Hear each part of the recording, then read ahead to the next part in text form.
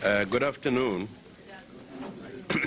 You must excuse my hoarseness, but as you were told, because of the bad weather in Michigan, and I was running around this week preparing to bury a brother of mine, not biologically, but an adopted brother. We were so close for so many years that if we were biological, it couldn't be any different. A brother who just passed after 6 days of marriage at 71. He had a massive heart attack. So the irony is that he married on a Wednesday. The next Wednesday morning he was dead. And the following Wednesday coming up, he will be ritualized, and the next day after, he will be interned. Many of you may have known of him. He was once the greatest jazz violinist in the United States, Mr. Aubrey Welch. He withdrew from professional music because he refused to allow drugs to be used in his quartet, and then went to drive a taxi, and subsequently retired, but still played music for shut-ins and hospitals and so forth, and sometimes in the summer in the park, and Parks Department. As a matter of fact, he was going to play for the group sponsoring next week's dinner at Camp Minising. Now he's passed away. To me, it was worse than that because I introduced him to the lady he married.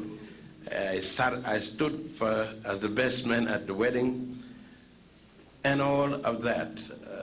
Every morning that I was in the United States and wasn't traveling outside of New York, we had breakfast together.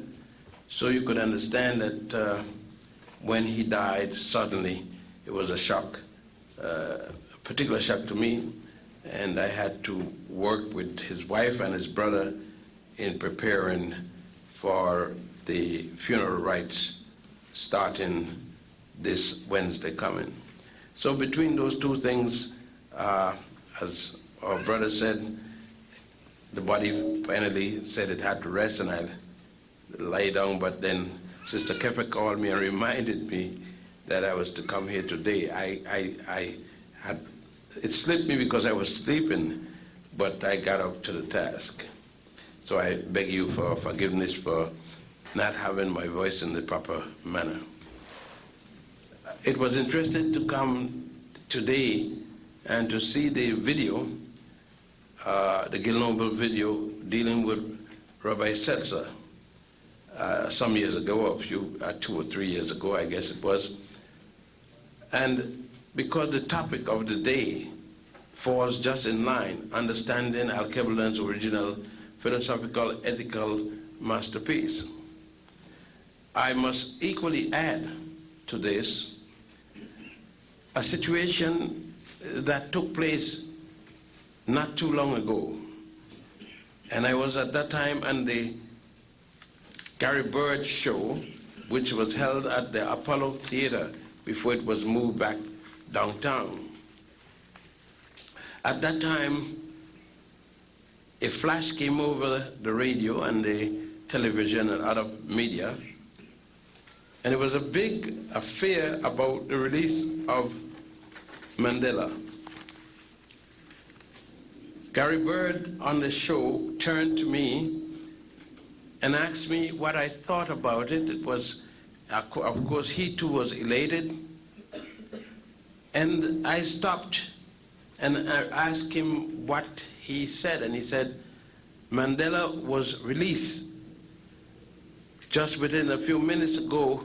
What I thought of it, I said, all I thought about it is that Minnie would no longer have to masturbate.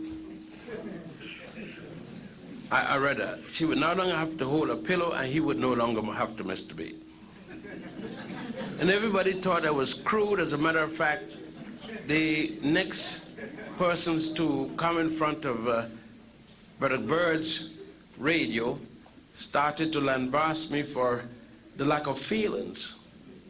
But I realized then, as I realize now, I wasn't going to change my statement because my statement was based upon research, as I didn't change my statement when Rabbi Seltzer started his attack. You should have been after the show in the Blue Room downstairs when Rabbi Seltzer did another dance.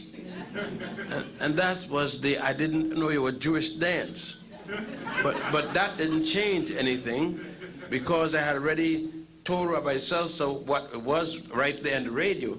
And of course, he had another paper that he had come with, and that's why the anti-Semitism paper, which he could not use.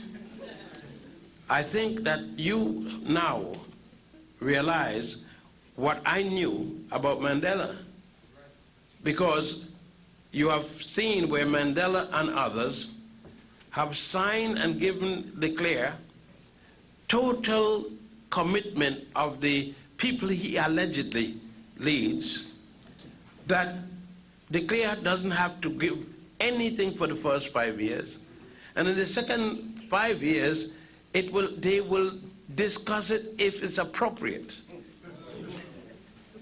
And you have seen again who are the leaders of the ANC, the Europeans, and that there is no way in which the Africans in the ANC are prepared for the onslaught that the Europeans are doing for them.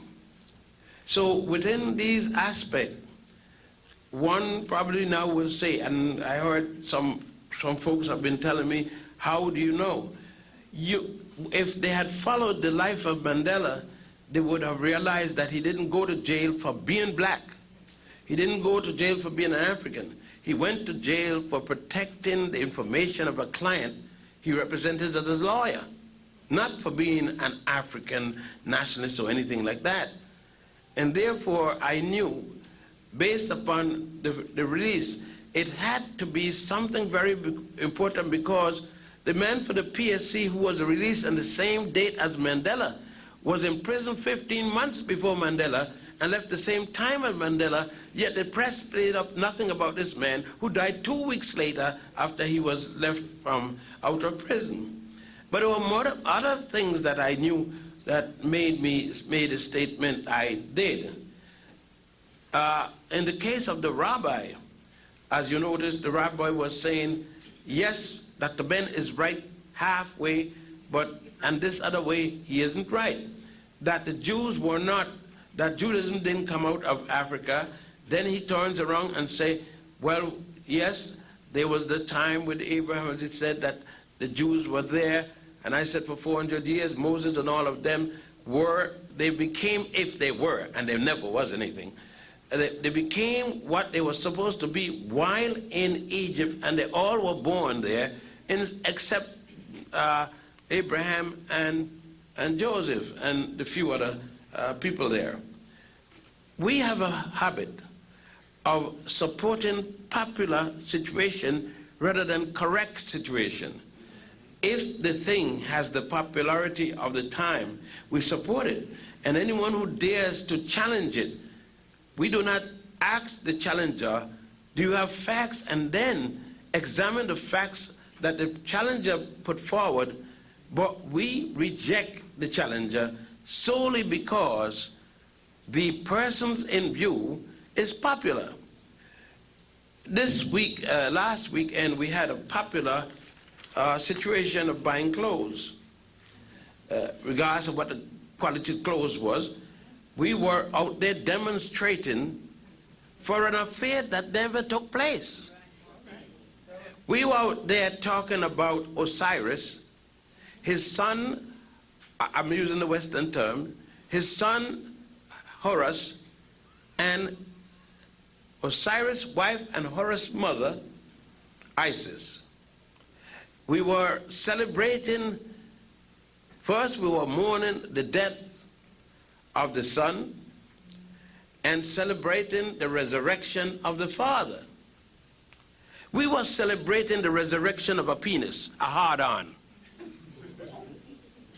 and don't know it. When we spoke of Jesus' resurrection, we do not know that we were speaking about Osiris receiving back his penis, which had been cut off and thrown in the river Nile and eaten by a Nile catfish.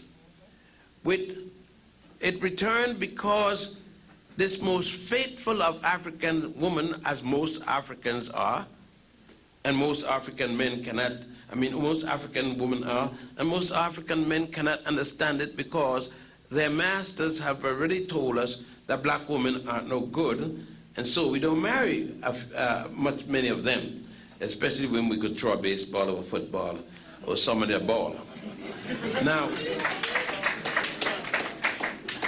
we do not examine, as I said before, and so the big fiasco went on. And had we known that the resurrection meant when Isis appealed to God Ra to give back her husband his manhood so that he can again secure for the world a good God, because he was murdered by his brother, the bad god, which you call a devil, said Typhon. And so God had given him back his penis. But the penis was given back as a dead penis, lying straight horizontally. And it is the resurrection of the penis so that Isis could come and lay on the penis and become impregnated by immaculate conception. And we carry this away. We listened to our slave master telling us that this came from Rome. I don't know how you can deal with the Immaculate Conception from Rome, a faggot, and then speak of it as if it had anything to do with Europe. But then I do know why you can do that, because when I look in your Bible and I look in your home, even in your toilet, and see the person you have up there, it's the same man that whip your ass every day. The slave master. Whip you, whip your daddy, with your mommy. And I know some of you already, especially some of you are new, are already sad. You said, God, what I have come into. Well, you're coming to the truth for a change. And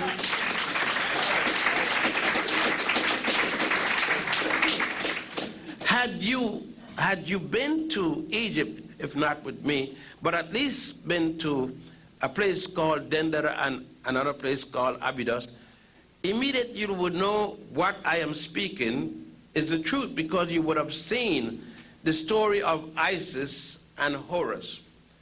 You would have immediately, when you saw this picture, because you may not have gone with me before my discussion with the Rabbi Seltzer, but I've seen that video again, you would then have known that Rabbi Seltzer himself may not have gone to Abydos and Dendera, or if he had gone to Abydos and Dendera, because of his interest, had to protect the position he took. Remember that Rabbi Seltzer not only represented the ADL at that time, but Rabbi Seltzer was the president of the local Great Neck NAACP and the local Urban League. He was the multi-genius of Great Neck. And he had to say, he had to protect, because those of you who are Christians, Jews, and Muslims, Rabbi Seltzer was defending you. He was defending you because you have endorsed what he stated and what he stood for. Because whether or not you call yourself Jews or Muslim or Christian, you are tied to the Adam and Eve syndrome, which has nothing to do with life in fact. Had you gone at any time to Egypt, you would have known that, number one, the entire Nile Valley civilization preceded Adam and Eve by thousands of years. There was no mention of Adam and Eve anywhere in the world, since it is the Jews, or Hebrews, or Haribo, any of those names you want to use. Since it is that they are the ones that gave you the concept of an Adam and Eve, of a beginning of the world starting with a God by the name of Jehovah, you would have known that it could not have been a fact, because there isn't a single Jew alive before Abraham. Abraham is said in your Bible, in your Torah, in your Quran, to have been the first of the Jews born in the city of Ur in Chaldea. Now the rabbi had to make a double up on that, because he said they were Mesopotamians. They know thing about them being Mesopotamian. It said he was born in the city of Ur, that's what the Bible said, in the nation of Chaldea. And at Chaldea, they admitted, as the rabbi did, was at the time controlled by African people. The same African people, by the way, who had traveled from the Nile Valley all the way, you're going to hear it next week, all the way to India, and established the first statutory rules and sacred laws of the Bhagavad Gita, which is the Indian book. The people you call Dravidians or Tamil or Dalit, either name. When I had been saying that for umpteen years gone back, way in the 30s, I was accused then of trying to be Indian. It's the last thing I want to be. I'm very happy being an African. So if obviously no one knew me much, it's just like people trying to say that I married a white woman in Egypt. I know the person who said that doesn't know me very well. So I kind of ignored that. But for some of you that I consider a human being, I felt it's necessary to remind you that it is still me, and I haven't gone crazy yet. Now there is another factor that this title today presupposes: the philosophical, ethnical masterpiece. A week or so or more, in the Wall Street Journal, I'm getting in high places in America, a Professor Mary Lefkowitz felt it necessary to attack me because I gave a lecture at a very nice white school for white girls, where a few African women, I hope you understand how I phrase that. It's a school for white girls, and a few African women are attending there. I guess the scholarship is very good, so I don't blame them. And this professor sat there. She teaches classic. And because I said the Greek were not classical, therefore they can't teach classics, the only thing classical about the Greeks were the classical faggots. And that's the only thing, especially for most of you who are members of the Upper Dapper, Lapa Kappa Dapper Pepper. I know that I'm hurting a lot of your feelings, but I generally do that, so don't feel bad. Don't feel bad until I tell you what the whole story is, then you know that you're real Upper Dapper Lapa. Because until I could speak all afternoon, and I should not have mentioned even the word Greek. I could speak for 2 more weeks and don't reach the Greeks because they're not around yet. That goes for the Romans too. I could speak another 2 weeks and don't reach Adam or Eve, and will be still speaking what the Africans did. So when the rabbi admitted that yes, some aspect of Judaism did start in Africa, what do you mean by some? Some is more than 3. And if I got 10, some, and you're talking about 3, it's not the half. What I'm saying, that the little percentage that didn't come from Africa in Judaism doesn't make up 2% of 100. I am saying that if my mother gave birth to me Certainly, my mother gave birth to me through a certain orifice, which all of you come out, not my mother, but somebody, some mother. Every one of you come through it. The mere fact that I go back into an orifice doesn't make that other woman my mother. The mere fact then that Judaism come through the orifice of Africa and then went to Asia to go into the orifice don't mean that Judaism is an African religion. And I want to make it clear for those of you who are Jewish that you said Ben-Jochanan said that Judaism is Jewish. No, Judaism is a fraud, just like Christianity and Islam. It's a fraud because it does not recognize its mother. And any child that disrespects its mother by declaring she is not his or her mother is a fraud. If Judaism could say that any one of its prime members and the first member of Judaism is Avram, he's the first of all Jews.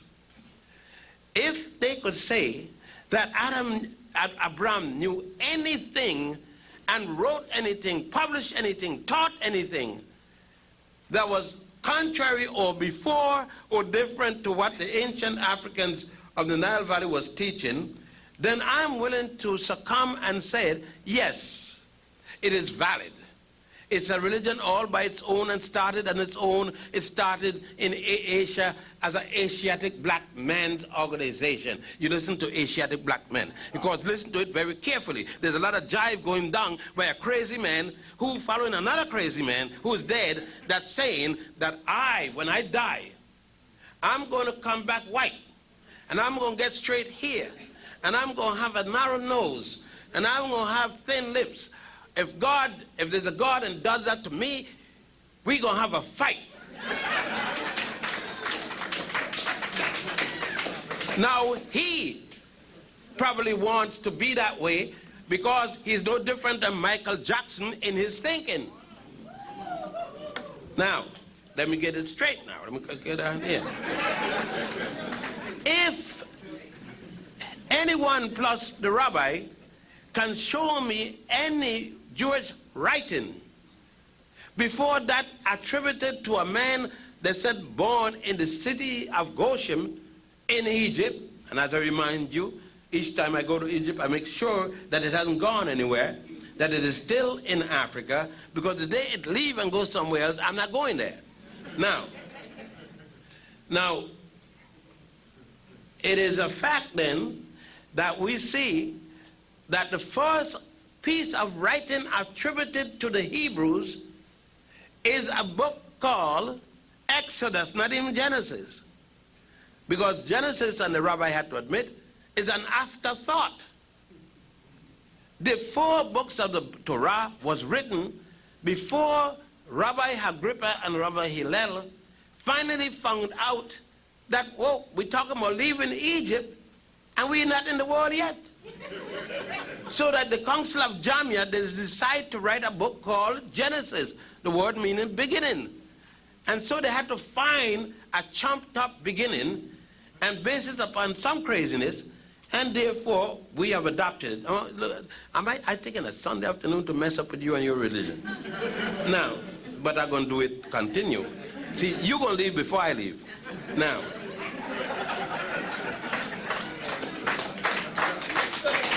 you see, the truth got a funny way to rub you, and it rub you the bad way, because most of you women here, if I say that the Bible is garbage, you get mad.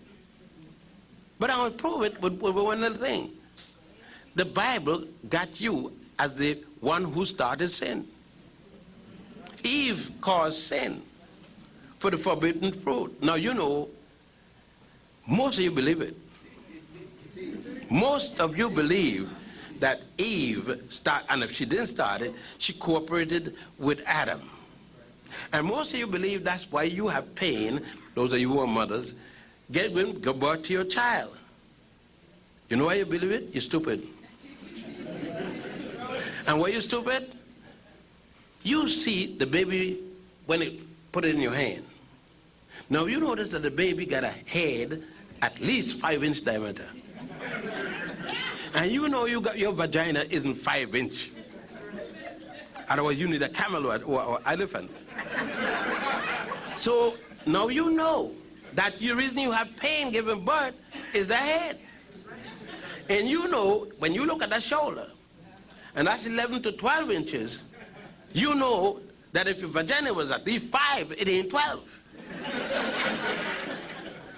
Now you know definitely why you got the pain. Ain't got nothing to do with any sin. Do you see my logic there? I'm trying to reason with you in everywhere possible that you could understand the truth I'm dealing with.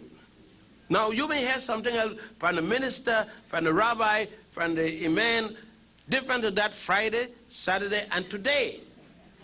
But you notice that they don't discuss anything, that they don't break down anything to you, because if they break it down, if they give you dates, you're not going back next Friday, next Saturday, next Sunday, and that sucker ain't gonna have no money. Now, you understand, I had to stop to break that down to you, because you may like me in one way, but now when I'm coming close to you, Jesus, you know what I mean, or your Allah, or your Jehovah, now I'm messing with you. I plan to mess with you because I want you to get straight. All right. Now, when the rabbi as others talk, and when we see here the philosophical and ethical masterpiece, we must understand the philosophical, and everybody must deal with philosophy. Any group of people are together because of philosophical reasons. You don't have to write it down in a book. It's automatic that if a group of people stay together, there is a philosophical basis for their being together. It's equally a given that there are ethical reasons, or at least an ethical reason, for their being together. They set up a set of morals, and that set of morals become a code. And each person is expected to behave according to, excuse me, his position or her position within that compact of people. Now, no one could deny this. Thus, when I said that is a lie, that the Greeks were the first to deal with philosophy, it didn't need any great thinker to come up with a conclusion. Since the Greeks were not the first people in the world that we know of, then they living together philosophically could not have been the first. And therefore, their writing about it could not have been the first philosophical concept when the ancient people along the Nile, Ethiopian, Egyptians, people of Tamari, let's call them by the modern name, the Sudanese and different things, Uganda, because that's the beginning of the Nile, is in Uganda and Ethiopia. Those people had already written in terms of their theosophical beliefs and philosophical beliefs. We can go back to the Twa and the Hutu people, the smallest people on the face of the earth, and we could see them presenting long before writing as we know it, going back into the archaeological forms. We can see the Twa and Hutu people, and more so not only in the centroid part of East Africa, but we saw them and still see them at the southern tip of Africa, which they themselves called at one time Monotheistic. Before, we are now hearing Azania and Azania and the next name. No, the southern tip, they divide. Azania and no, there's another name. Northwest Namibia. I still don't call them that, because they are African people have changed the name from Monotheistic because the white folks said that the Monotheistic, the ruler of Monotheistic, was a bad man and he had killed the missionaries. He was a good man. And the name should go back to remind young Africans of that part of the world one of the obligations they have. And one of the obligations they have is to learn how to kill white folks. It is equally your obligation, Because one day you're going to have to do it. I heard you are now satisfied that half of the beaters have been convicted. So at least we got half of justice. So Rodney King will get a few $1 million, which he's unable to spend because he's like a jellyfish, talking about we have to come together.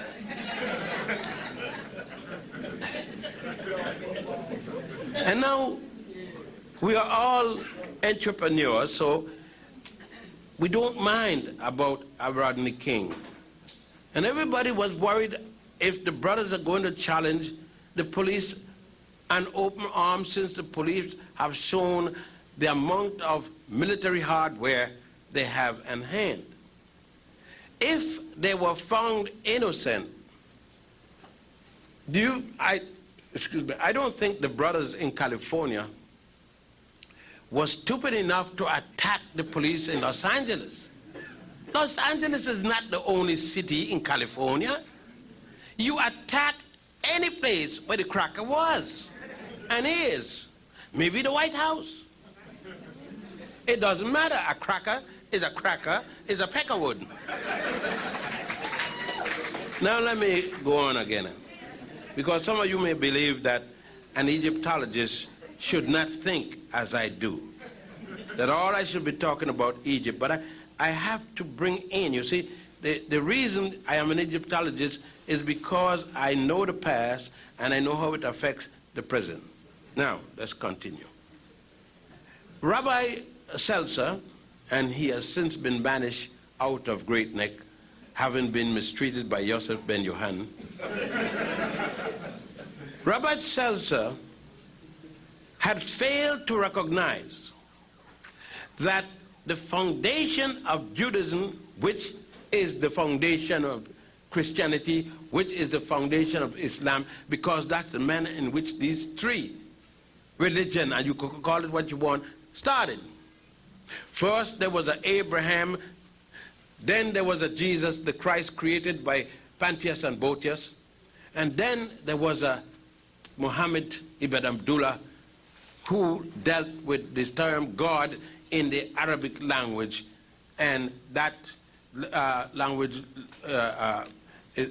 is no different than any language. Whether you call the deity in Arabic Allah, or you call the deity God, or you call the deity Dio, it still means the deity, the male form of the deity. Of course, it is a problem by which Abraham and all of them had.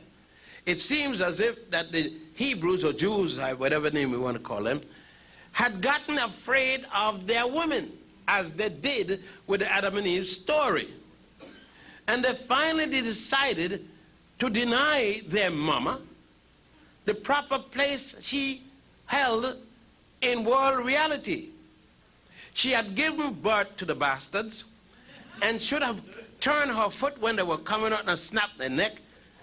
But like most women, they were being kind and allowed these monsters to grow up to the point of writing a book and taking her out of it. So the Jews could not deal with a goddess any longer because they couldn't deal with their mama, much less their woman that they were sleeping with. So they had to remove the woman out of the picture, and she could no longer be the deity. In the case of the Christian, the Christian male could not deal with the woman either.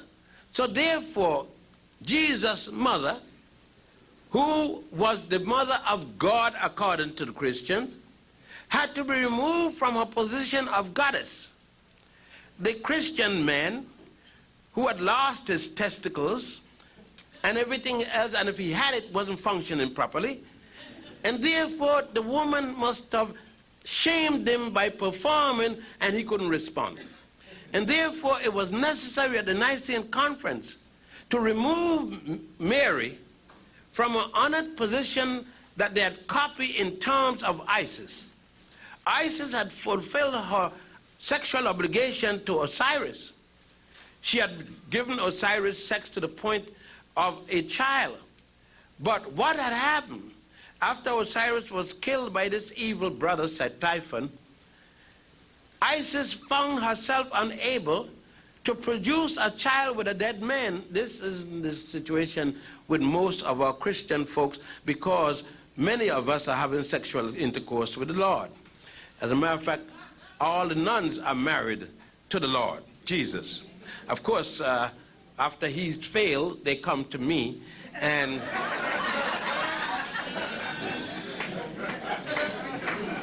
thank you.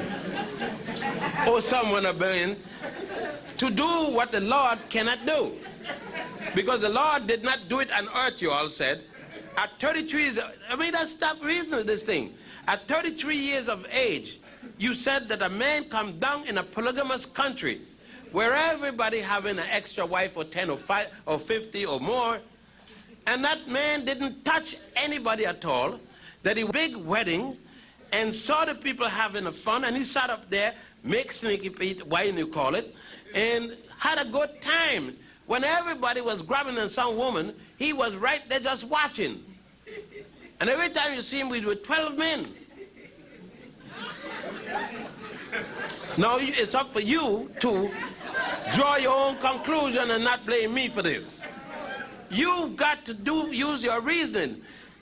Ask, if you had asked to see at least one of the 18 books that were taken out of your Bible, then you would understand that that was a lie. That JC was going to bed with Martha.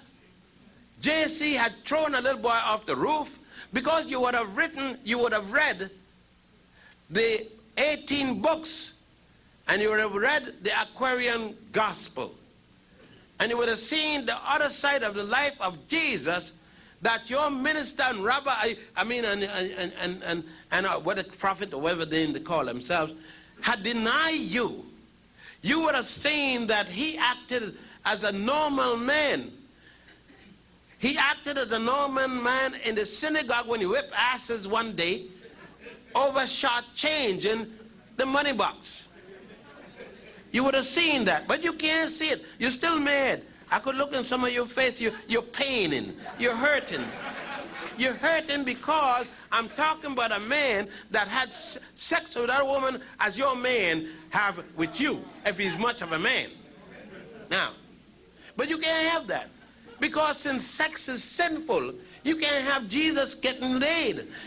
Because you know sex is bad. Because your sex is messed up. You believe everybody's sex is messed up. So JC couldn't have had sex. Yet God made the penis and the vagina. You know, if sex is bad, God is responsible for it. He made Adam with clay and whatnot. And he attached a penis to Adam. Obviously, it was at least half Adam he made before he put the penis on. Because he got to get, either whether he come down or go up, at midsection he slapped the penis in there.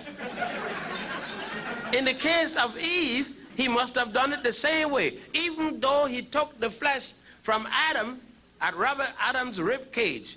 I mean, you know, you're getting mad. But am I correct? Is my reasoning logical?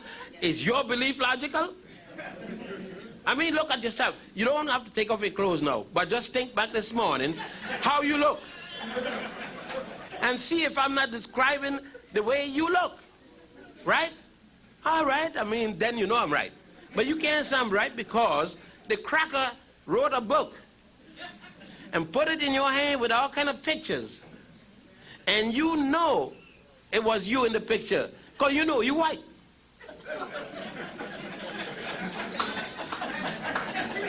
Now, understanding this clearly, we have to understand and don't fail, because when I went up here to Michigan the other night, I spoke for 2 fraternities and a sorority, joined with another group to sponsor me. And I told them when I got there, I said, I'm very, very happy that you all brought me, but you all don't go for you good about me when I leave. Because I'll have to talk with you and them Greeks and them freaks. Because, I mean, the truth isn't varied by virtue of the money in the collection plate. The truth is the truth irrespective of who sponsors me. And you're going to hear it. And then I told them, I was brought there to speak, listen to it, a conference of black male on white campuses. And the conference had at least 30% crackers. So I asked them, what are these crackers doing in here? This is a conference for black males on white campuses. And I see all of these cracker women. I said, are these your women? I don't know. I'm asking. I didn't say the word. And I asked, which one of you white women going with which black man in here? That put a little chill in the community because a few of them didn't want to know who they were going with, so they couldn't deal with it. But anyhow, the thing that happened to people is that we are accustomed to all of these frauds. And when the fraud hit us on our head, we cannot make the change. And we condemn the person who comes to us and say, here, there's a fire. See, the smoke didn't come by itself. The smoke is coming from a fire. Let us search for the fire. And you who are dealing with the smoke said, no, it is smoke, but no fire. This is a special smoke. It comes from a white man. And if a white man said there's no fire, even though there's smoke, there ain't no fire. I came to you to explain that the reason we can be lulled to sleep with a half decision in the Rodney King case is no difference than we can be lulled to sleep Friday at the mosque, Saturday at the synagogue, and Sunday at church. Because we got a half of the truth.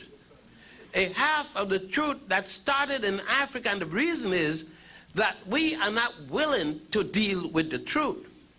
For those of us who see brothers and sisters, whether from Haiti or from the west coast of Africa, practicing the worship of God, voodoo, have difficulty even respecting the religion voodoo.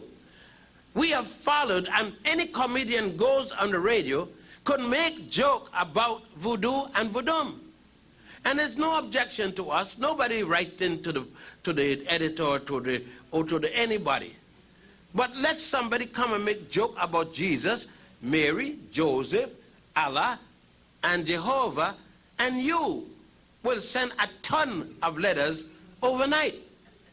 The fact is, if I said Jesus, Allah, and so forth, I heard no grimaces. But let me say Unkulunkulu, the God of the Amazulu.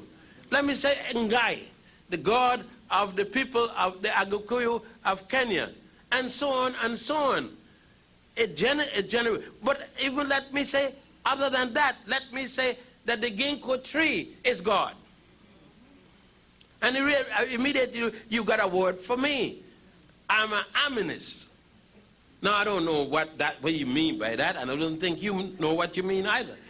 But what do you mean? What's wrong about being an animist? Because I go to the tree, I wish to cut down the tree as a firewood or to make a bed for my children or myself to lay on. And so I get there and say to the tree, while watching the beautiful leaves tossing in the breeze, and I say to the tree, I have to speak to you and ask you permission to cut you down because I'm sorry. I realize that you're alive.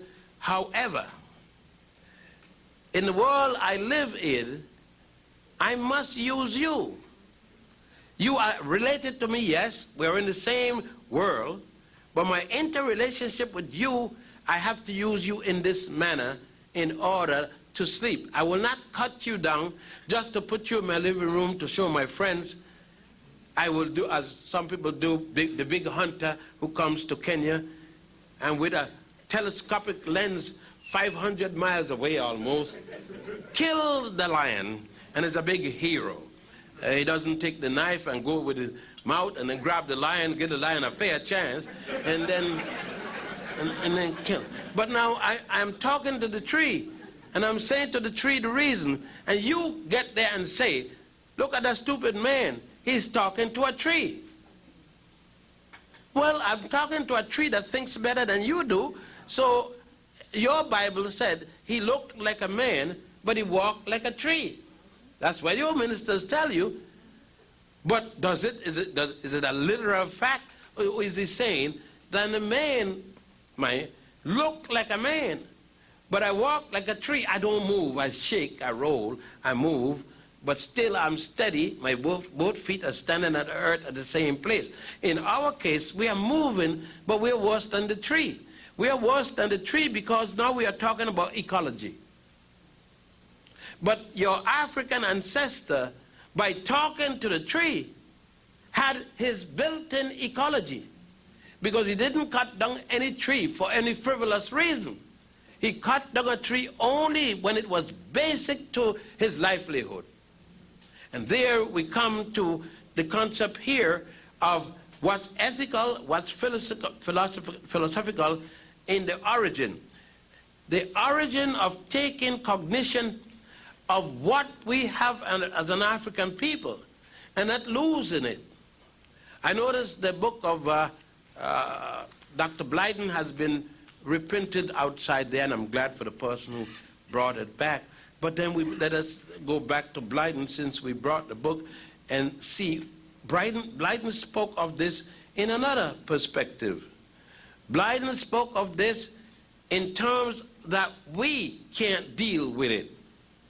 We speak of our women in terms of a Christian background, morality, a Muslim background of morality, a Hebrew background of morality. We do not treat our women in an African, regardless of what country or what culture, from Africa background. That's one of the reasons for our plight, our struggle with our woman. She becomes a counterpart. We speak of our relationship between man and woman as if two soldiers on the battlefield. I went and asked these young people up at Michigan, the next time you invite me, please invite me to a conference of black women and black men. I am tired of going to conferences of black women complaining about black men and black men complaining about black women. The reason you got to complain is because you can look at yourself. The night I went there, the first night, after the afternoon conference, they had a dance. I wasn't surprised. So they're going to forget everything they had during the day. But at the dance, I went there to look and see if black women are holding black men, and black men are holding black women. And I stood there, and the young man or the young woman comes in front. I'm going to get up here this time. He comes, and there's a girl standing there, and he stopped. He made like this. She got up, and he made like this. And she doing the same thing. Never once did they touch each other. Never once. And then, being in the subway, to show you how bad things are going, I was in the subway. I had enough courage to go down there, keeping my hand in my pocket for bluffing somebody that I had something. Because when I call the subway, I always do this, and then look mean for the brother figure, don't mess with him. But in the subway, I heard a young man, very nice, handsome-looking young man, holler to a very beautiful young lady, "Hey, bitch, come here." And the young lady came, "What you want, baby?" And he said, "Bitch, and I tell you." So I stood there. I thought he was speaking to a bitch, so I'm looking for the bitch. And I didn't see any female dogs. I know you're not supposed to have a dog unleashed or not unleashed in the subway.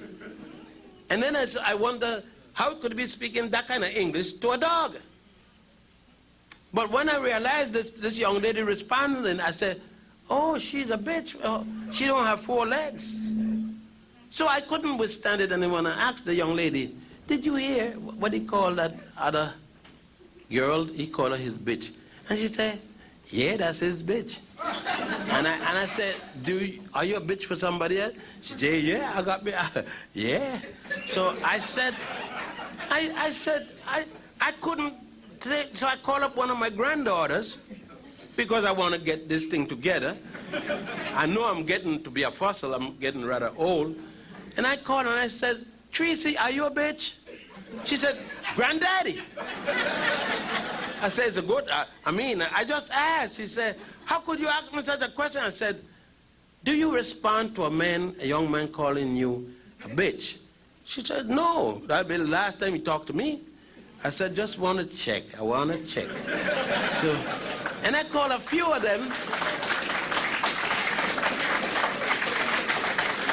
I called a few of them to find out if this was the general thing.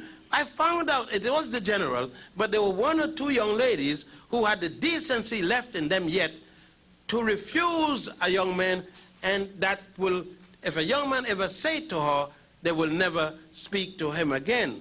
But the reason all of this happened is because we were given the false premise that we were told in the first place to look down and to look down on our women. So therefore we could call them any name at all. We were even told, and our daughters are told, that a man can't even look at her as a sexual object. Most women and black women I met today, he looking at me like I'm a sex object. You damn right. When I look at you, good as you look like a sexual object. I don't look at no man as no subject object. Ain't nothing he got that interests me. But when I look at you, good as black women look, you're damn right. My mind is going like a clock. You got me, when I look at you sisters, you get to me. I don't know about these brothers, they may be sick or got some problem, you know, that need a urologist. But even at 73, I get turned on when I look at the sisters, and that's any one of you, even if you're with your husband. But I got a control mechanism that said, dung boy, you got to behave yourself. But I still, you see, anytime you're going out with this sick European woman, that their husband look at them as a piece of furniture, or they go to buy a new dress, and the dress on them, you know, so they come in to tell you, and you fell for it, that if the man, a brother look at you good as you look, then he is supposed to see nothing sexual about you. Then why should he talk to you about marriage? Ain't nothing sexual. You want a marriage with a faggot? You want a marriage celibate? I mean, then you need to marry a Frankfurter. Just go to the store and order a dozen. No, you see, I want to talk to you, and frankly, see, you notice that I'm not going on to all this highfalutin English talk. I'm talking to you basic, because nobody has spoken to you, obviously, basically. We all come to show you how good we did taking our PhD.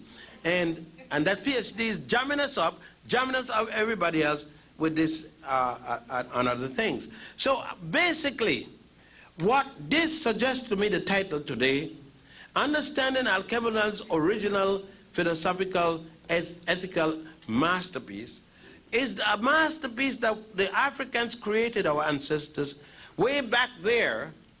If we now had stand by this masterpiece, I do not mean that we have to go around, get rid of your car, you decide to go to the airport walking from here to Newark Airport. I don't mean that, or you jump on the biggest turkey you see and try to ride it. I don't mean that. Don't not even jump on a jackass back and try to go to the airport, because the plane going to be in the next place and you ain't going to be at the airport yet.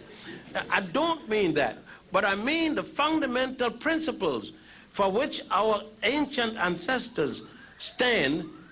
Those fundamental principles we can apply in modern life today. I could be driving a 12-year-old car and still dealing with modern fundamentals. It is a mistake that we tell our children, and we agree with our children, that we are in two different worlds, and that we're in you got another thing you call about the child is in something, I forget what it said, but it indicates that the child is at a different life than you. It's impossible. Generation gap. If you are living today, and your child is living today, you are in the same generation. You are still in the same world. You are still thinking, and hopefully you are thinking that much that you can advise your child, your grandchild, and great-grandchildren, and so on. So it's a myth to tell the child that we are operating in a different generation. If your child is not dressed properly, and some of you trying to outdress your children in ignorance, I mean, some of you are so dressing that you're standing up and I see the bottom of your drawers, and then you tell me it's the style. Now, how in the world your teenage daughter is trying to hide herself, and you got your ass showing? I mean, let's say what it is. Let's say what it is. And then you come in the subway. If you're standing up, I see in the bottom of your drawers. Now you decide to sit down. And I'm a vigorous man, sitting on the opposite side, and you can't get your drawers down much as your dress. And I angle myself to see, to get a proper angle that I can see the stuff, because it's cute stuff. And then you watch me and say, I'm a dirty old man. There's nothing dirty about me. I am healthy. It's good stuff to see, and I want to look at it. The fact that you got good stuff and don't know you got good stuff is not my fault. I know it's good stuff. I know it needs protection from me. I know you need to build up a curiosity in me to want it. And I know I'm supposed to fight for it. But you're telling me you don't need to fight. Here it is. You could touch the shaman anytime you want. No. We got to say, because I see two young ladies right here in front of me, we got to set for the men. The brothers now got pants. The pants are so tight in the behind. The other day I wanted a pair of trousers, and I put on the thing. I said, damn, this feels like a girdle. I haven't had a girdle, but I saw my daughters when they were young putting on girdles. That time they used to wear girdles. And this thing looked just like a girdle. I see the sisters, they must grease themselves and jump on the roof down to get at these things. I mean, we got to come back to some sanity. If you understand who's designed the clothes down in the garment industry, then you understand that them faggots are trying to, what they're trying to do is disgrace you. They're putting you in such clothes that your men get disgusted of them so that they could get your man. You understand? You understand? If they make you look just like your man, why should the man want you? Ain't got no problem with him. They get sex and they ain't got no expense because he ain't gonna get pregnant, don't care how we try. Therefore, he doesn't. You get the picture. Now, one has to, we are coming together and dealing with all these philosophical things, but not bringing the esoterical part. We're talking about the esoterical. And forget the exoterical, that one isn't separate from the other. It's like me, you in the street, and you get hit by a car, and a doctor comes up, and he says, oh, she got compound fracture of the leg. But I can't touch her because I'm a heart man. No, he been to school, medical school. He learned the entire body. But he decided to specialize on the heart. You mean to tell me he can't deal with a compound fracture? The other day I went to a doctor, I won't call the name, and the man had to give me draw some blood. He had to call his nurse because he hadn't taken blood in a long time. Now I could have died because I need that damn thing. What kind of a doctor has reached to the point that he can't take some blood? He's lost that skill. So it meant that all he could do is handle the heart. And that's what I mean, is that we have modernized, with quotation marks, ourselves to the point that the ethics, the ethical masters, the ethics within even medicine. Can you imagine me calling Imhotep and said to Imhotep or his mother, or any of the physicians there, or any of the physicians who left us medical treaties going back as far as 2000 before the Common Era, and say to them, you know, a man is down the street, a woman is down the street, she broke her leg, she has a compound fracture, and he said to me, no, I can't handle her because I only deal with the heart. And talking about the heart, we have to stop dealing with the heart as an abstract. I love you, young ladies. You don't love nobody with your heart. You love with your mind. You understand? Let your mind do the thinking. When you love with your heart, that's when you get in trouble. Because the heart doesn't love. It has no capacity to love. The heart is a muscle, the biggest muscle in your body. And its only function is pumping the blood. That's the only function. It is a myth to say, and I don't care what book it's written in, you love with your heart. No. We must with dealing with the reality. You call, when a brother comes to you and act not brotherly and persist in misbehavior, you then use your mind and reject him outwardly from the mind to your lips and tell him what has to be told. Don't wait on your heart to do anything, because you're going to be pregnant before the heart say anything. Now, these are things that we need to know. And we need to know them by virtue of the certain respectability I need to call on. And this I have not seen. I had to speak to the brothers and sisters up at the conference, because I had seen a few sisters at the conference and they were pregnant. And there's nothing wrong with pregnancy, and there's nothing wrong with pregnancy when you're young. My mother was 19 years old when she got pregnant with me, but there was something else besides the pregnancy. My father had paid her the proper respect, and therefore he had won the rights for the most gracious thing she had, heaven.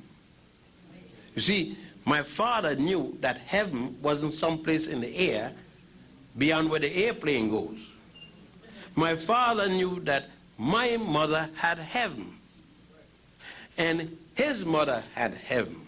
And heaven is the place that all of us came from. It is so my father addressed her with a proper respect for her to give him the authority, the key to the doors of heaven to enter. Now, what is that proper respect? Which I am not seeing right today. Today, my son and my wife, after 4 o'clock, are on a boat. Left Florida on its way to the Bahamas and other places.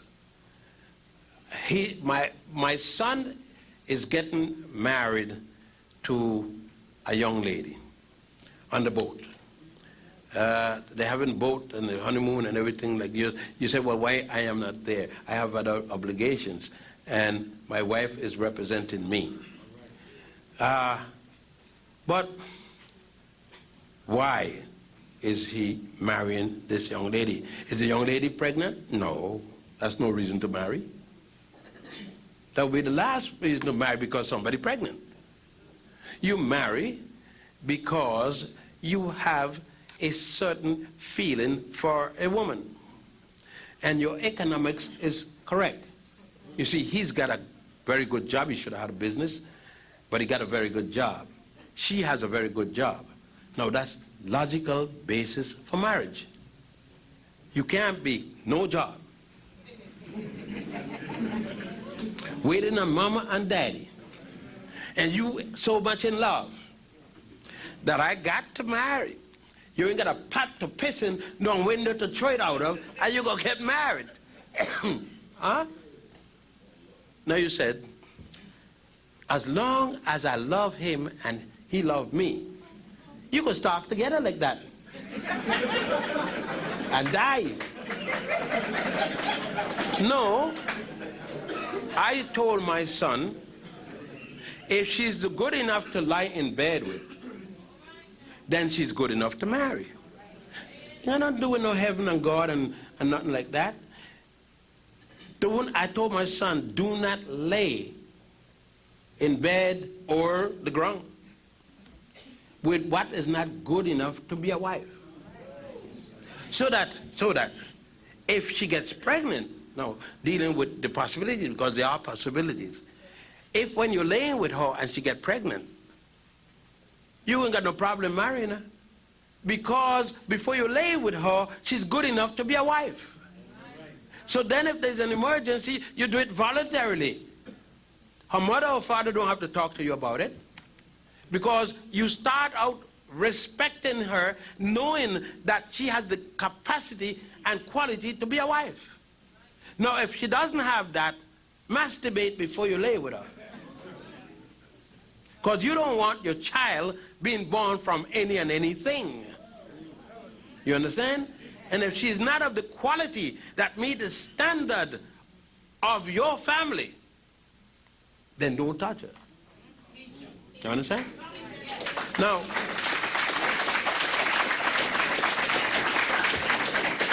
and that's part of what we have lost. And that's part of why there are so many sisters who have children and swear if she see the brother, she will throw a pot of hot lye on him, or at least she desired to do it even though she don't have the strength to do it. I could understand it, because the ethical and philosophical aspect that our ancestors came under, we have given this up for the Western love. So thus we say, on the day of our betrothal, the day we decided to marry the man or marry the woman, depending on the case may be, we say the same day, I want to be as far from my mother-in-law as I can. Shouldn't we want to be as close to our mother-in-law as we can? What happened to the extended family? Well, we should, we don't. Because we said, as soon as I'm old enough, I'm going to move from my mother's house. Because now we are modern. We get rid of a pair of shoes as soon as it's walked on 3 times. So as soon as I feel that I'm a man, I keep getting on hard on and it's not to pee. It is time to move on, and that's our ethics. Whereas, when we go home, the daughter cannot move from her mother's house. No more can the son move from his mother's house until they're married. Well, that protects the dignity of the woman. It protects the dignity of the household. It protects the ethical value, because what it's saying, why countries that have that kind of behavior, take Egypt, where A man, if he's Muslim, can have as much as 4 wives. Yet there are very few families where a man have 2 wives, much less 4. It is not economic only. It is because marriage is regulated by the family. And a man cannot move from his mother's house, no more can a woman, unless they are married. If you do, the family will read you out. If you marry, for example, and your work take you from one town 100 miles away to another town another 100 miles away, and your family live in this town, and let's say you have to come to this town for a reason, it is impolite to the point of the family reading you out of their family. If you should go to a hotel and not to your mother or your aunt, you must stay with a member of your family, even if you have to sleep on the floor. Because how could you go to a hotel and not to a member of your family? That's the ethics. Now think of it. Think of yourself. How do you feel about that? That isn't the training you had.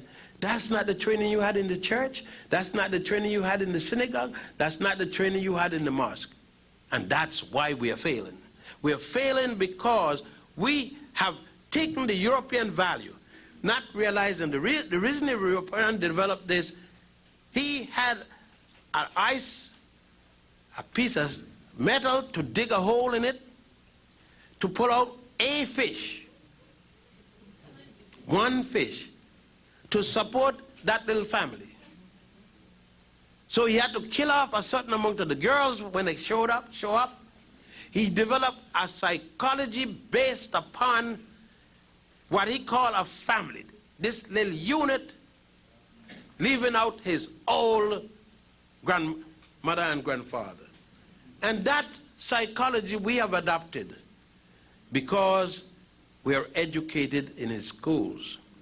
Even our universities and our colleges, when we say it's a black president, a black vice president, a black everything, even a black toilet cleaner, but the curriculum is a European white curriculum. And that is, as I wind down, and that's what I mean. And I can't change my projection because I have seen the result of what I'm talking. And for the last 53 years of struggling in this arena, I have seen successes and failures. The successes that I've seen are based upon when the African man, woman, and or child approach whatever they are doing from an African perspective. Yes, it is the hardest way. It is the hardest way, yet I feel some sort of a comfort when I speak to Mrs. Laurie Welch. You don't know the person. I'm talking about a woman who married a man, and in 7 days after the marriage, he's dead. And I spoke to her every morning for the last 8-9 days. And I called her. I could expect the entire story of how she was at the hospital, how he died. She cannot open a conversation with anyone unless going through like a record, a tape recorder, because the pain is so strong. She can't deal with it without repeating herself and going over this tragedy. Is it because she wants to? No. It's a compelling reason beyond her control to do this. It's her dying devotion to this man that she can't as yet accept that he's dead. It is the same, somewhat the same as me this morning dialing 926-9425. I got to 9269 and then said, what are you doing? The man is in the funeral parlor. Because every morning, practically when I'm in New York, I was dialing Mrs. Laurie Welch's husband, Aubrey Welch, to say, are we going to eat in Pampan, or are we going to eat in 22 West? Oh, he's dialing me. Or sometimes I'm dialing Sister Kefa, or sometimes Sister Kefa is dialing me, or sometimes somebody is in the circle where we live, and the circle of friends that we have. And in the circle of friends that we have, the reason the pain is so much is because there is an aspect of African reality that we have gone back to. There's an esoterical base to the way we live. Some of us demonstrated by the African clothes we wear and other things. Some of us demonstrated by our behavior pattern in public to our sisters and brothers and to our loved ones. And some of us demonstrated in other ways. But to me, it is most important that I live a rigid African life. Yes? 53 years, and it has had some economic deprivation. But the beauty and pain I feel give me the love Mrs. Laurie Welch feels. Though she feels this love for a man who is now lying in the funeral parlor, the love she feels for her husband is no different than the love I feel for the work I'm doing. Because you cannot separate the esoterical feeling from the exoterical reality. Love is expressed, and it's hard to give one definition of the term, but the love for one's people is like the love for a mother, by a mother for her child, or a woman for her husband. For in either case, one is willing to put one's life as the ultimate price. And I say, the love that the woman shares for her child, for her man, it is time that that love be returned to her by the African man. And we are way behind. I say way behind because when we walk out and leave our child, 99% of the time, the African mother nourished that child. Yes, sometimes she even must take on another man, or 2 men, or 10 men, or do something else, or steal, or prostitute, or do something. But that love, and that's the love I'm talking about, it is a disease, and I hope that we get an epidemic. Thank you.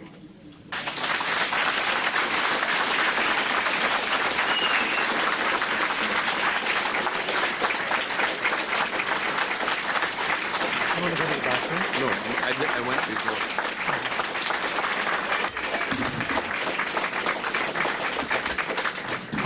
Thank you very much, Dr. Ben. Now you have an indication of the type of contributions that is referred to. And I think that we should really express our love and appreciation for Dr. Ben and all that he's given us.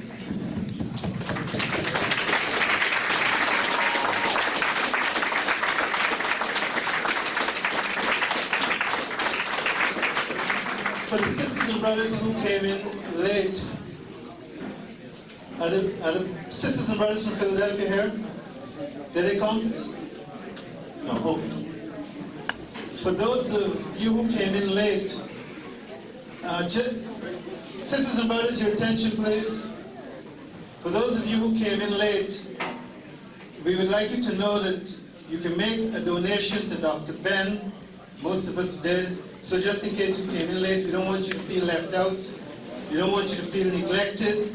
We would like you to make a contribution. Just make sure you leave it at the table before you exit.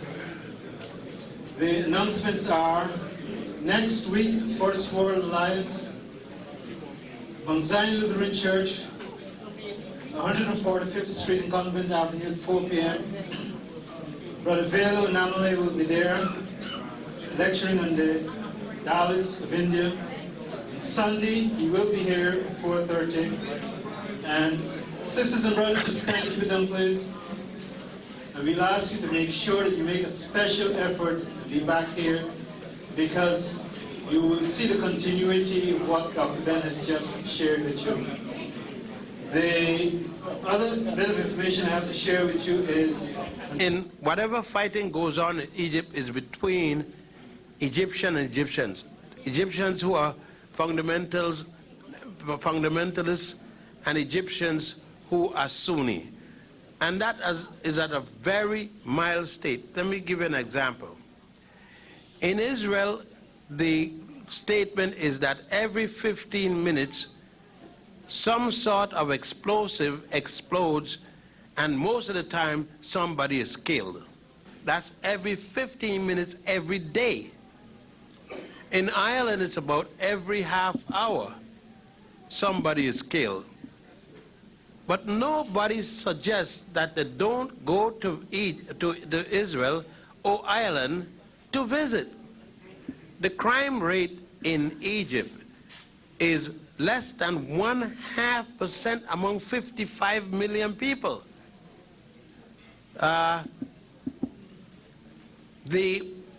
What I can say, I go all over Egypt. Just the other day, 2 weeks ago, I took my travel agent, Alken Sharifa, to Egypt from one end to the next down in Aswan, so that people could see the safety.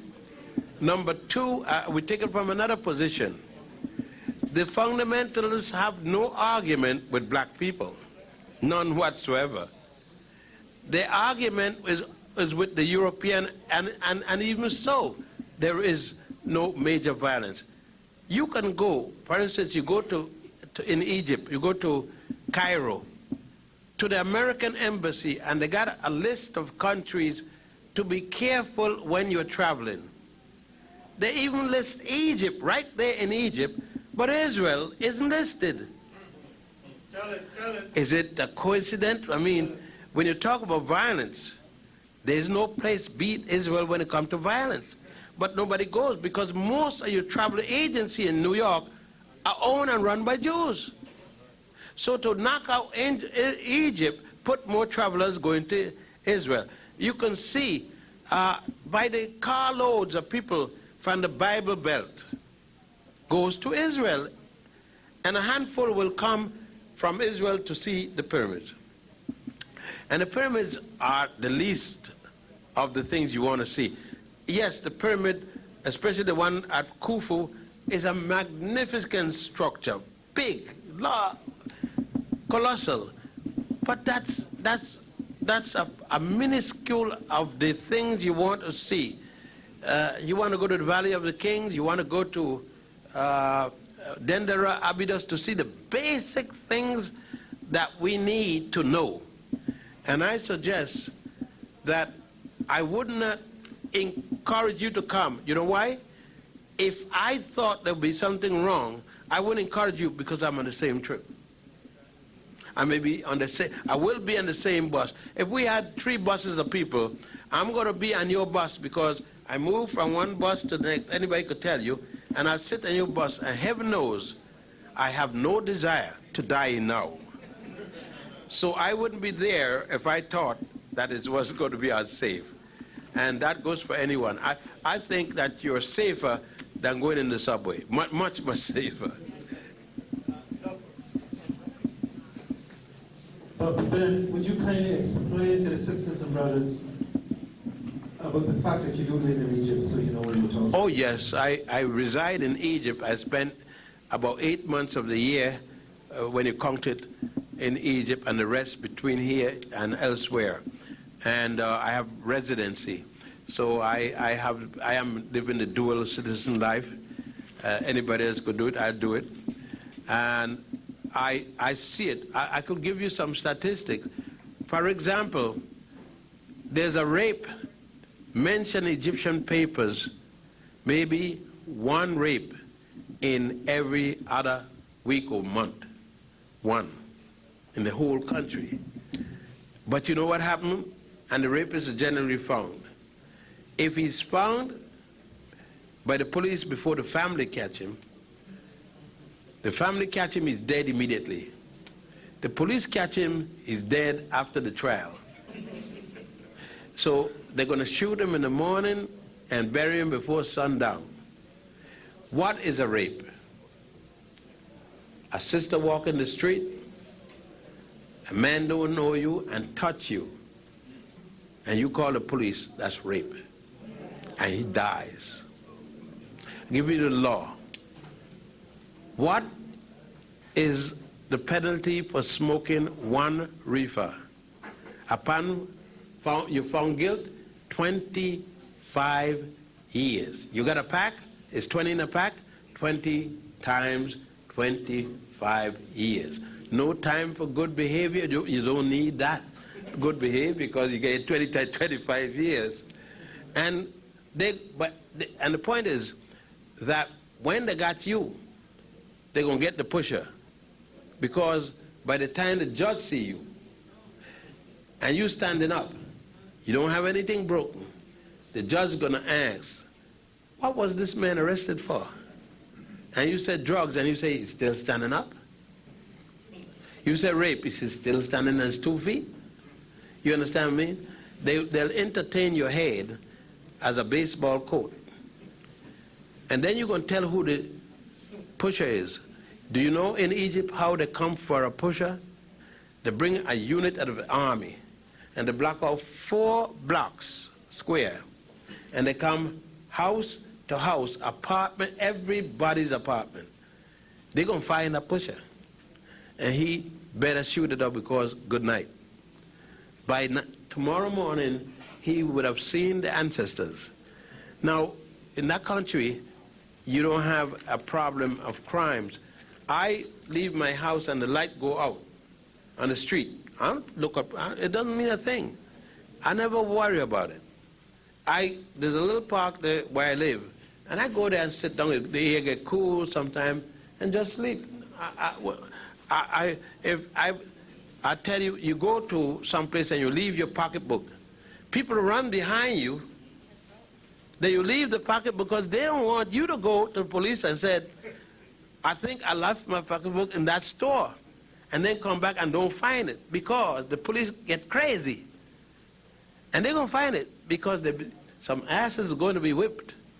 Head going to be busted. So people come run you down to give you your wallet because they don't want. And if that place got the name that somebody lost a wallet in there, they better go to business because nobody else coming to buy anything in there. So that's the kind of society. There are other things wrong, of course, but this is one of the things that you got to say. You go to the bank, you don't go behind a wall with a glass and anything like. The banker sit down with you like this, and he got $100,000 there, or she, and she say, I'm going to the bathroom, excuse me, and leave you there with 100,000. Nobody worrying about you taking anything. They know you're going to take anything. Because if you do, it's the last thing you took.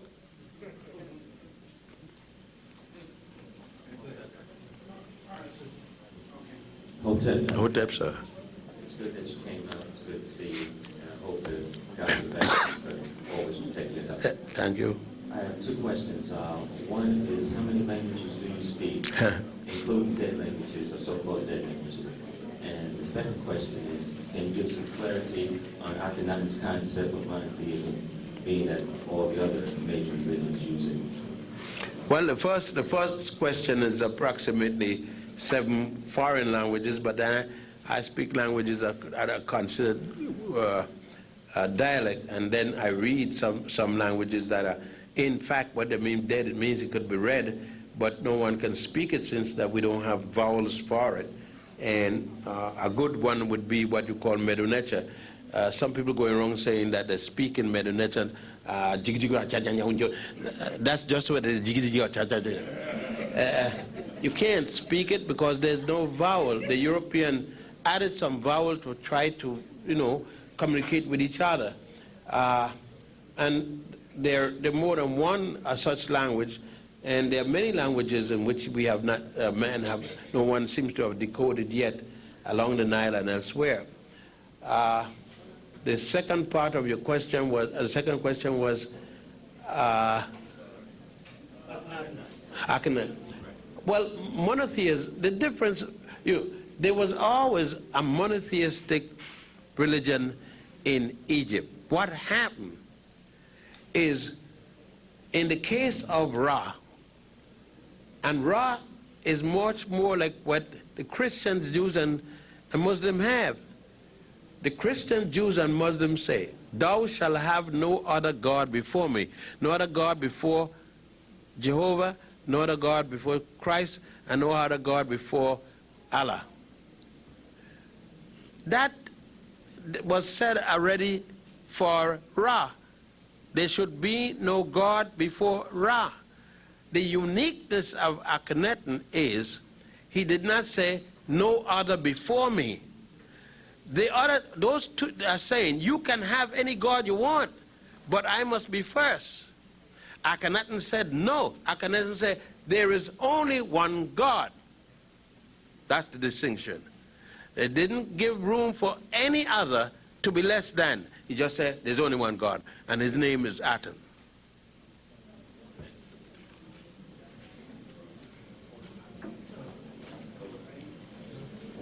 What's up, Dr. Ben? How you doing? Very well. Great, great. First of all, thank you very much for your years of scholarship and sharing that scholarship with us. We very much appreciate it, very humbly. Question I'd like to ask you, to assist me in my arguments. What was the first book in what is commonly referred to as the Bible, and at what date was that book written? Well, if you're dealing with the Bible, and you're speaking of the Judeo-Christian Bible, book of the Old Testament, but it's called the Old Testament by the Christian, the first book was the book of Exodus. And that came out of the Sanhedrin about 700 before the Common Era. In 200 BC, before the Christian era, because of an argument with Rabbi Hillel and Rabbi Agrippa, talking about the Jews were coming out of Egypt, and there is no proof or no statement about where they came from. They decided to have something stating what the Jews, and that created the need for the book of Genesis.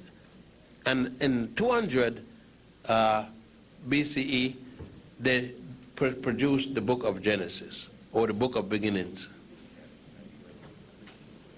Dr. Ben, I think you should mention your book, African Origins of Major Western Religions. Well, yeah, I generally don't mention it, but that will give you a whole thing on the Judeo-Christian Islamic origin, and it's the basis in the adaptation of many of the religious principles along the Nile. What type, sir? My question is dealing with the area of religion. And the what? Religion. And the so-called Garden of Eden where man had eaten the forbidden fruit and surely died. And reading the book Coming Forth by Day, it says that it's just the opposite, that if you eat of the fruit, you will have everlasting life. What was the purpose, in your opinion, European mindset, to change that? What? The last part. The last part that you said. Oh, what was the purpose? What what's the purpose of European mindset in changing the outcome of the adage of eating the fruit of the tree and having everlasting life as opposed to eating the fruit and perishing? Well, those who changed the Nebuchadnezzar in what the ancient Africans along the Nile taught is Nebuchadnezzar, the god of creation, who came out of the abysmal deep in the creation story with the gods and so forth, and the eating of the fruit of good, that one should have everlasting life.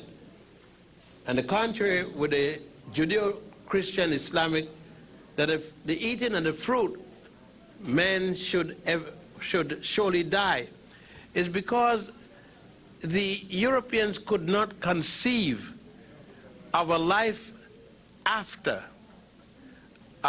When they did that, they could not realize the African concept. You had two different cultures. What is religion? First of all, we need to know what is a religion. The religion is the celebration of the highest value within a culture. That's all religion is.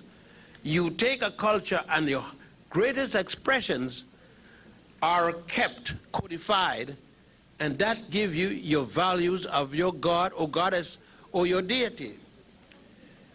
To expect the European living in a certain culture, an ice age, as Dr. Jeffries and Dr. Clark specify, to operate as if they live in a tropical or a torrid country would be not dealing with reality. The lifestyle of a man in the ice age as against a man coming from the hot climate, the earth climate, or the sun climate, as Dr. Jeffries would call it, to produce in the same manner, to have the same moral values, would be opposite to reality. The European man had to deny, when you go in the temples, whatever temples the European built, you don't see any woman playing the major role in those temples. It's all men, from the Nordics all the way down to the Mediterranean people. In the other opposite hand, when you go into the tombs in Egypt, the woman is played, she's all over the ceiling. She is shown as the universe. She's all shown as the heaven. The stars and other planets and everything is painted on her body. She is in the ceiling, and her vagina is shown as the portal for man. For example, in the temple of Hathor, in the little chapel, she is shown giving birth to Ra, the sun, in the morning, and the sun bursts. A little tree, a little sprig of green tree is being held in the hand of goddess Hathor, Heru, and she's smiling at this tree of life. The same scene at the other end, the sun is going back into her mouth. It comes through her body, through her mouth, through her vagina, back through her body, in the 24 hours of the day. Life forever. Whereas the West is talking about an ending of a world, the African is speaking about a world forever. That when your life ends, it is a new cycle for you, a new world for you, but not the world itself being disappeared. In the African concept, there is no fire that's going to come and burn up the whole world. There will be the world continuing. You will make a transition from one world to the next, so that the end of your world is not the end of his world, not the end of her world.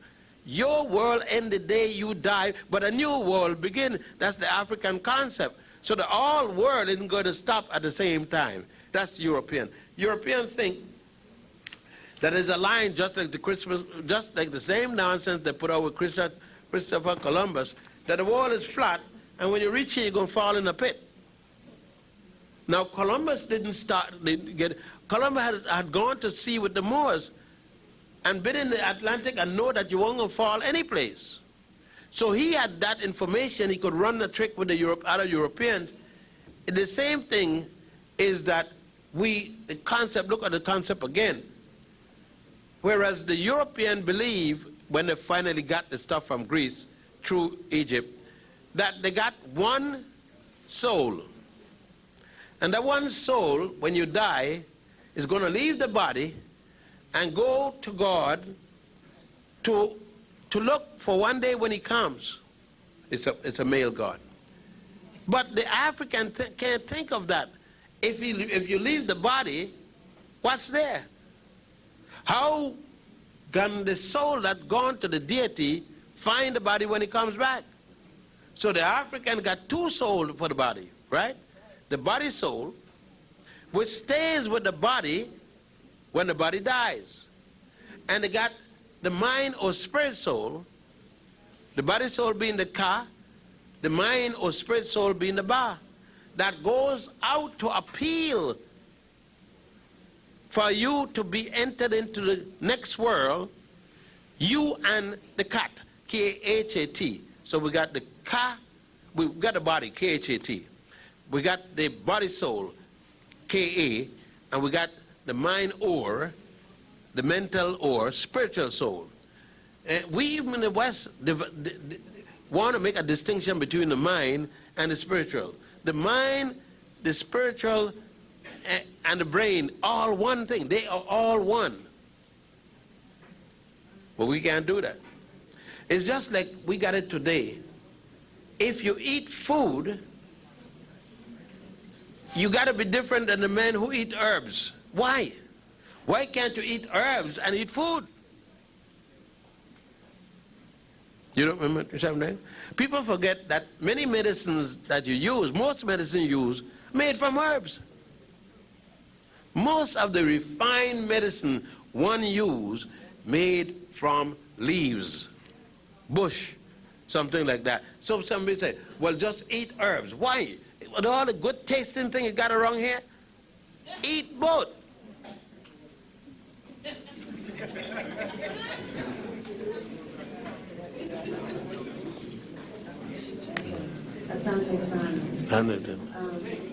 My question is about the Asiatic black man. We didn't come from Africa. We came from a place, Panagia, or was all one. Pana who? P-A-N-A-G-A-E-A, Pangea. Thank you.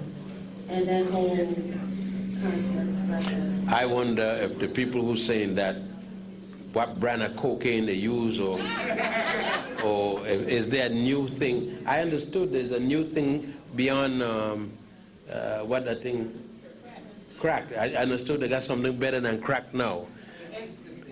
Or ecstasy. Somebody is in ecstasy. You know, we've been hearing that nonsense before. We even heard that Africa is named after Leo Africanus and all kind of stupid thing. And it's stupid, I don't give a damn who said it. The person who said it was a damn fool, and still a damn fool. And anybody repeating is a damn fool. That's all I could say.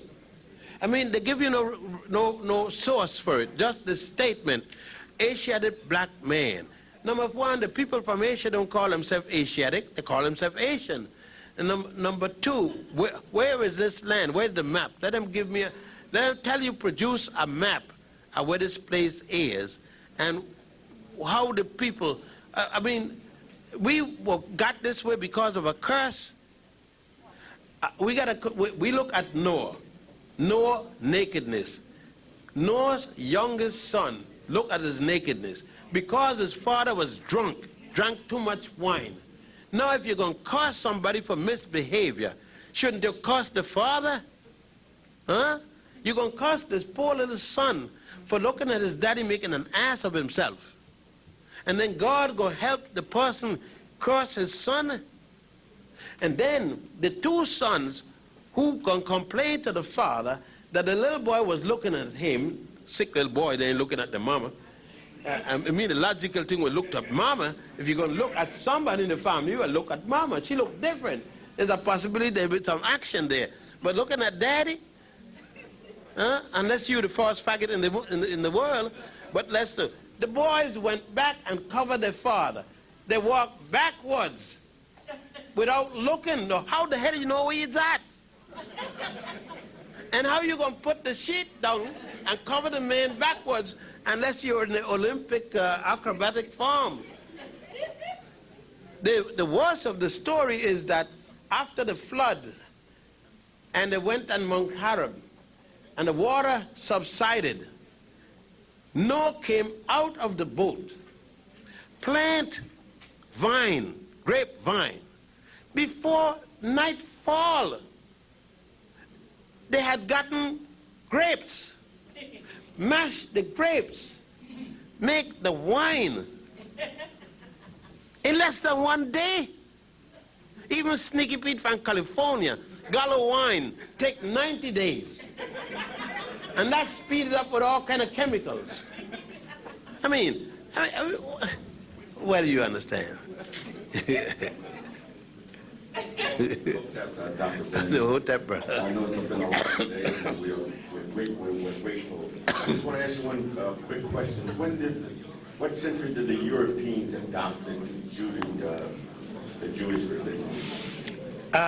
According to one of their scholars, who wrote the book called The 13th Tribe,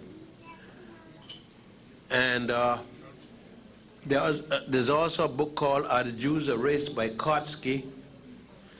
There are a number of books, but the 13th Tribe specified that's around the third century in Europe, that the war between two warring groups fighting, that the Jews, a small group of people, Khazars, in Eastern Europe, wanted no part of this and adopted the Hebrew religion from Hebrews coming from around what we call Palestine today. That they adopted it and continued its practice. Why the European Hebrews became more powerful? Because they were in Europe at the time when Europeans were establishing colonies. And they went out as colonizers with every other group. Let's take for instance, why you think the name Abraham is so popular in Jamaica? There was Jewish slave trade. Why you think the name Fuente in Puerto Rico? They had Jewish slave master that came out of Spain. All Medina. These are former Jewish names. Even though most of these people are now Roman Catholics, they were formerly Jews who converted to Roman Catholicism during the Inquisition and all these kinds of things. We forget that those of us who are members of the Church of England is because we had English slave masters. Those of us who are Roman Catholic because we had French and Dutch, French and other slaves. Those of us who are the Dutch Church because we had Dutch slave masters. And we are generally of the type of reaction according to the slave masters. Most of us who are Muslim because we had Arab slave masters. Thank you. Who came up with the earliest concept of healing through music colors? I didn't get it. Who came up with the earliest concept of healing through music and colors? For someone, I think the mic. No, actually. Who came up with the concept of healing through colors and music? Who came up with the concept of healing through color and music? Healing through color and music. I don't know. Is there some people that heal you through colors and music? How? I'm just asking. It's new to me, so I'm asking. I don't know about music, but I know that they do use sound and they use color therapy because I tried in You mean one of the implements of the psychiatric treatment that you get? Not psychiatric, it's, No, nothing bad with psychiatric. You may call it something. Some people call it juju. Some people call it witch doctor. It means the same thing, psychiatric. Now, you're saying that the medicine man, the witch doctor, the physician, the psychiatrist, use one of the methods of healing is colors. There's nothing wrong with it. The color doesn't do anything. The color is a symbol that they implement that the physician is using. The color doesn't do anything. It's the suggestions. So the color doesn't heal nothing. The song is a suggestion. What these people are doing is they know the society in which you live. And they know the thing that, the stimulus that they're using. They use these objects. It's like me. I could take this and hypnotize you. Or this. Or this. The object is not the thing. It's what I can use to draw your attention to focus on and hypnotize you with it. Some people go hypnotize you just like doing this. It isn't the finger that's doing it. It's a suggestion. This is just the implement used to attract your attention. So the color doesn't heal you, or the music doesn't heal you. It's what the person who controlling the mind and using that symbolism heals you. okay, I have a question for one of the sisters in the group because she's working and can't leave the technical. She would like to know what is behind the bombings of the different monuments in Egypt. Do you know what's behind? Well, I don't know of a monument that's been bombed. Well, this was the question. The pyramid. Which pyramid? The pyramid of Khafre is news to me because 3 weeks ago I've been there and it's still there, and I don't see anybody bomb anything. Excuse me. Where you all got that from? They had some kids that, you know, kids are going to be kids, and they went and put a stink bomb with the smoke, and first the fire department, everybody said there was a bomb in the pyramid, and I guess it went out, there's a bomb, but it wasn't a bomb in the pyramid. I've been there. I just back here, 2.5 weeks. I live less than a mile and a half from about a mile and a half of that, about that much from the pyramid of Khafre. And by the way, please don't use the word Khafre. That name is Khafre.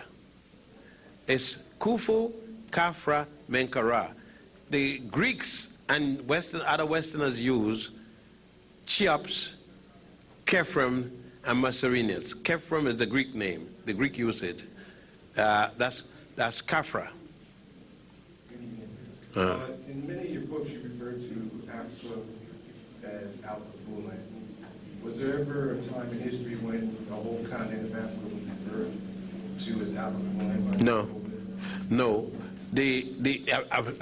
A mass area of the continent was called Alkebulan, Ortegia, Hesperia, Amonis, Libya. In ancient times, no one knew a continent that large and its totality.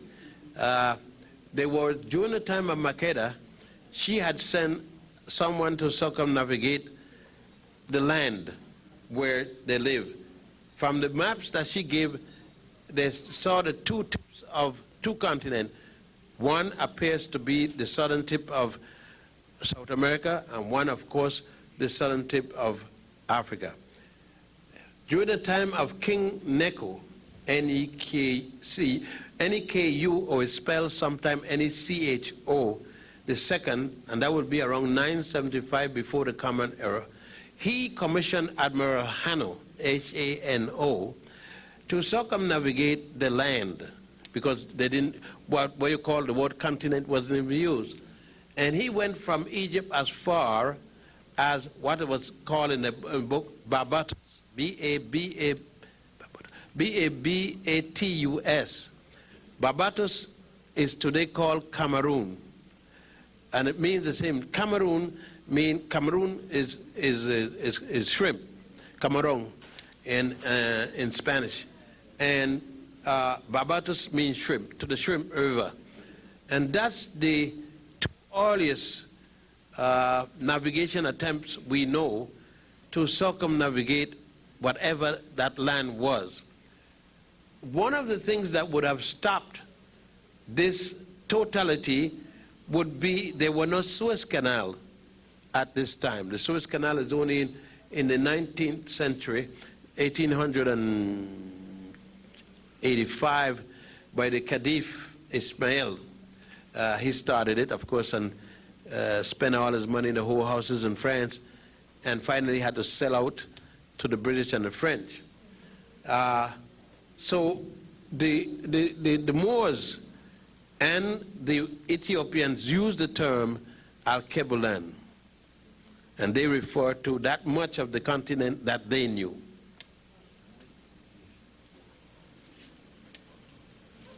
Yes, Dr. Ben, there's been a lot of talk about the unfairness in baseball. Jesse Jackson spoke on it. A lot of unfairness in baseball. Jesse Jackson, Hank Aaron, Jesse Jackson had a protest. Do you think that the blacks in baseball should boycott? And if they do, would this have any effect on the economy? I mean, the blacks in baseball has to realize they don't own baseball. And you're going to have the same racism in baseball you got in anything else. The racism in baseball is no different than the racism in the church, the mosque, the synagogue, or in the in the White House. Excuse me. There's one thing we got to accept and learn, at least. This is a white man's country, whether you fought for the white man fight in 50 wars or not.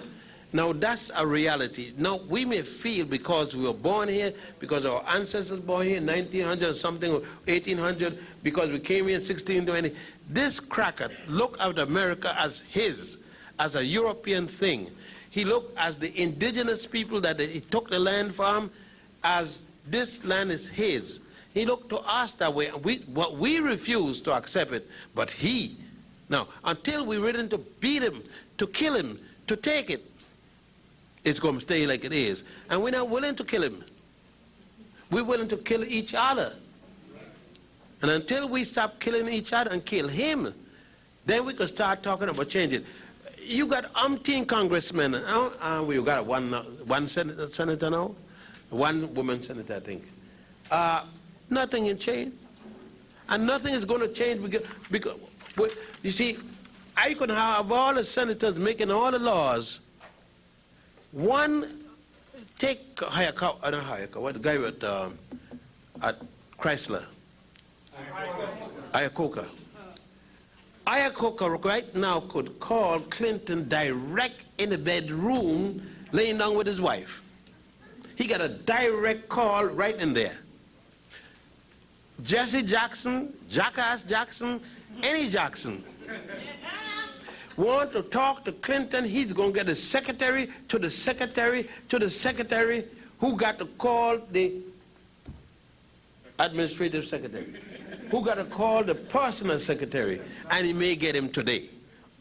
Understand? What I'm saying, they got numerous crackers who got a direct line into Clinton's bed. Bed must is the bedroom.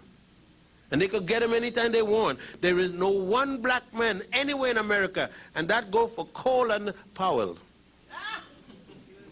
And he is in charge of war. And he can't get the president. He gets his colon. Sisters and brothers, I just have one other announcement. Wednesday, April the 21st, there will be a trial. This is a sister, Barlamina Owens, who is brutally beaten.